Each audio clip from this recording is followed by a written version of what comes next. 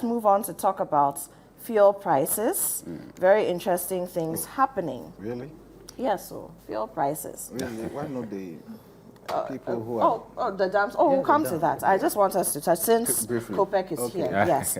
I mean, we can't say so much, but the headline on citynewsroom.com is fuel prices set to decline marginally from October 16, which is today, and this is coming from COPEC. Right. All right, so fuel prices at pumps across the country are set to reduce from Monday, October 16, 2023. The Chamber of Petroleum Consumers, COPEC, has predicted. Executive Secretary of COPEC, Duncan Amwa, in a statement issued on Friday, attributed the anticipated drop in fuel prices to a significant drop in the prices of products on the international market, as well as the seeming appreciation of the cedi against the dollar, the US dollar, that is. Currently, petrol sells in Ghana at an average price of 12.63 Ghana cedis per litre, while diesel goes for 13.40 per litre.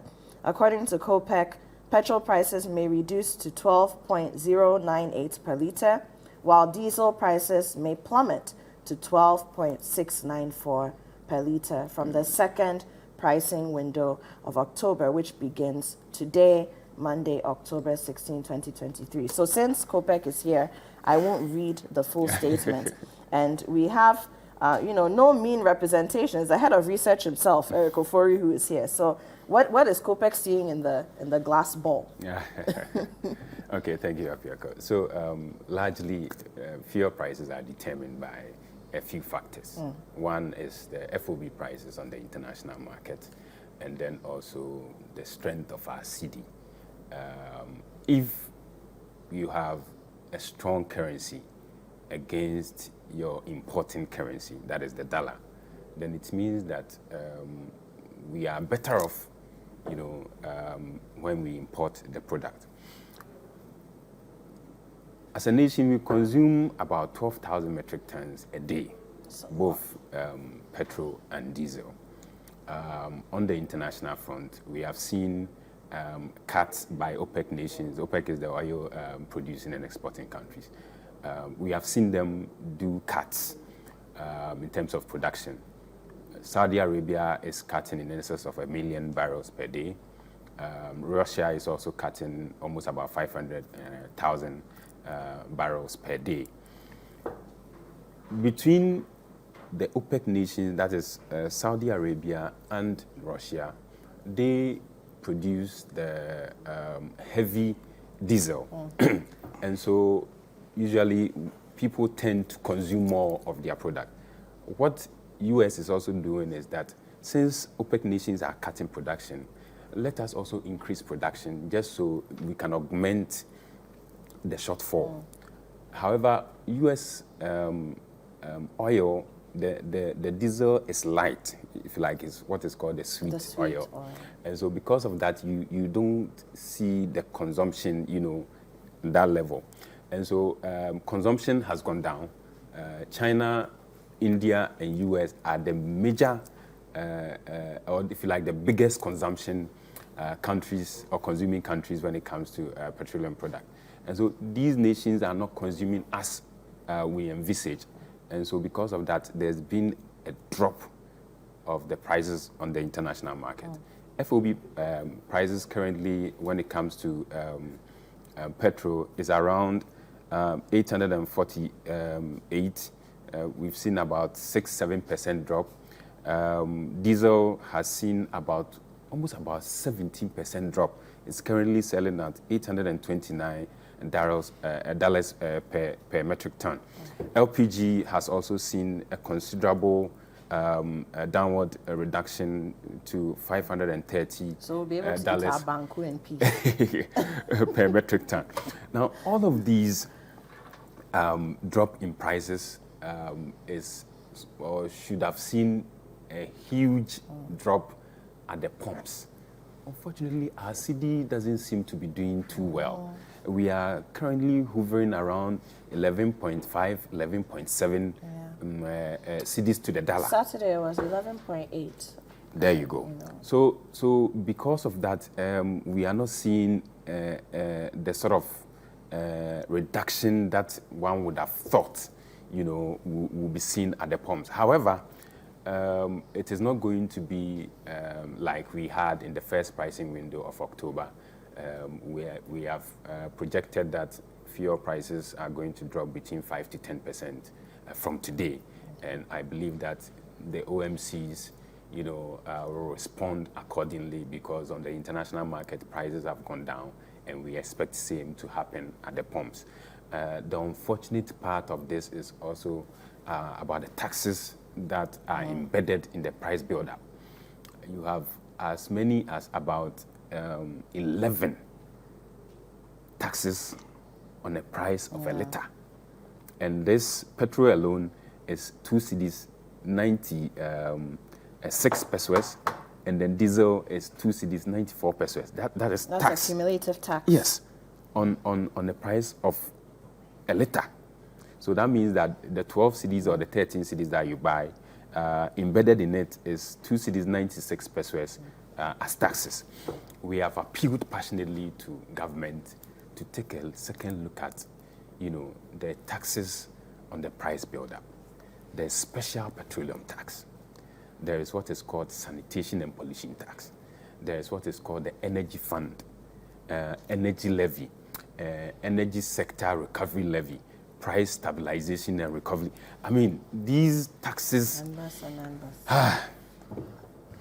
All we are saying is that government should take a second look and remove some of these nuisance taxes, as they are called, just so you give some form of relief to the consuming public. Unfortunately, TOR is not producing. If you like, it is not refining crude. Crude is seeing a drop on the international market. Currently, it's hovering around $92 per barrel. And that's low. Very. We've had it's way below $100. Yeah. And so if we were to be importing crude and refining at all, I'm not sure we'll be spending in excess of about $400 million every month to be importing these finished products. I mean, the diesel and the petrol that we buy at the pumps. So almost every single month, we need in excess of about 400 million by these BDCs to import the product on the market so that OMCs can go lift them to sell at the pumps for you and I to have access.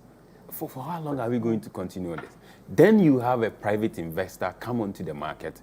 I'm sure you may have heard of Centio. Centio is just about less than 200 meters away from TOR. Yeah. You see, and they are going to start production. We have an asset belonging to the state that we have turned a blind eye to, that if TOR should have been refining by now, I am not sure we should have been seeing prices in excess of 27, 25 cedis somewhere October, December last year. Mm-hmm. We should have been seeing prices around 7 cedis, 8 cedis per liter on the market or at the pumps, because we are refining our crude. Unfortunately, government upon government, it is one lip service or the other, and TOR keeps deteriorating. So TOR is just sitting aloof, and you have a private investor that you are giving, you are waiving even taxes to, for them to operate. So why can't we resource and retool TOR for TOR to be working and refining the crude, for us to stop the importation of finished products onto the market? Quite recently, we heard of what is called the good for oil. I'm pretty sure you may have heard about it. Let's ask ourselves, I mean, truthfully, what has been the impact of good for oil? Well, the authorities in charge should come and tell us. Unfortunately, it's negligible. They should come and tell us. They should give us a report. It's negligible. The impact what is negligible? is non-existent. Because I mean, we can speak right now, and I bet you somebody will send a message or make a phone call and say, you people are not on the ground, so you don't know. So they should give us a report. We are on the ground. We know what's happening. Paul, you and I were at a meeting at MPA, and we told them that this thing that you are doing, it makes no sense. No, Thompson. They did not listen. For me, the policy was a good policy. My challenge No, I mean, with of course, in principle. my challenge Use what you have to get what you need. My right? challenge with it was the implementation. One, you are saying that if an OMC can have access, that OMC should have in excess of about 45 outlets or stations because they can have access to your product. One. And how many OMCs have that? Thank you. In Ghana. Thank you. These are OMCs you have licensed. These are OMCs who have paid their fees. You have given legal backing to operate. And if they come to you to pick the product and you are telling them that you don't have 45 stations nationwide, so we can't give you the product, where are they going to? That's one. Two, you are saying that it is on cash and carry basis. So when they come in, bring your money, pick the product, and then you go. What used to be the case before the introduction of the policy was that you have Vitol and British Petroleum giving to these OMCs or BDCs 120, 90 days, credit period to be able to pay. You are saying that, Boss is saying that come and pay on cash basis before you can leave the product. How many of these OMCs or BDCs will have that, luxury to be able to afford the product upfront? They don't have the economies of scale for that. But you see, Paul, that is even the operationalization of the policy itself. That's what I'm saying. The implementation The is policy my thought, issue. you see, the policy thought also even is ridiculous. You see, gold is the premium currency. In the hierarchy of currency, gold sits on top. There is nobody in the world who have gold who go and exchange the gold for oil. Yeah, but then here we are. We're in a very precarious situation. And that was not the solution. What was the solution? What was the problem? The problem was the exchange rate pressures on the price build-up of petrol. That was the problem. Yes. And so government wanted to intervene to reduce the exchange, the exchange rate pressures, the FX pressures. Now you have gold. It's already it's barter trade. You have gold. Now there is nobody in this world, no trader of product in the world, who is taking gold in exchange of petrol. No, there isn't. Because one, they are two volatile commodities. How do you measure? So how much quantity of gold will give you how much metric tons of product? How do you calibrate that? That is number one. Number two, if you buy gold, what they were doing was that they buy the gold, they've set up another offshore company in Dubai to do the third-party trading of the gold, and then use the proceeds to pay for products, which is so ridiculous. So that's the See, implementation. the challenge with it is that we need to move on to our final story. So the challenge with comment. it in terms of the implementation, all right, there was the transparency level was not, up to scratch. Because it was as usual. If it was transparent enough, because it was a gig. perhaps, and then have you seen any gig that is and transparent? then Paul, have you seen any gig that is transparent before? Tom say allow me to flow. Okay, so the policy was not transparent enough, right? Look at the layers, involved in terms of the cycle. PMMC buys the gold from these galamseyers, and then it brings it to the Bank of Ghana. Bank of Ghana goes to on the international market to look for a buyer. We do not know who. The buyer then also goes to look for. They take out. All of these things, shrouded in some bit of secrecy, if you like. But that is not even my issue. Then it boils down to. Let me come to something before we go. I forgot. The policy was to take away the issue of our reliance on the dollar. Right. Almost all the time, we need about $400 million every month to import the product. Okay, then the government says, this is too much. And so we do not have that capacity to be able to give BDCs this quantum or this volume of dollars to be importing product almost all the time. So can we have an alternative? The alternative is the gold for oil. Then you introduce a policy.